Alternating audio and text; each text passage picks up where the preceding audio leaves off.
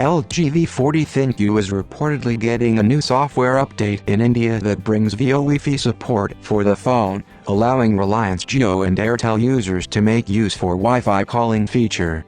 Apart from the VoWi-Fi feature, the update also reportedly includes March 2020 Android security patch, native screen recorder, and more. The LG V40 ThinQ update is rolling out over the air (OTA) and will reach all users over the next few days.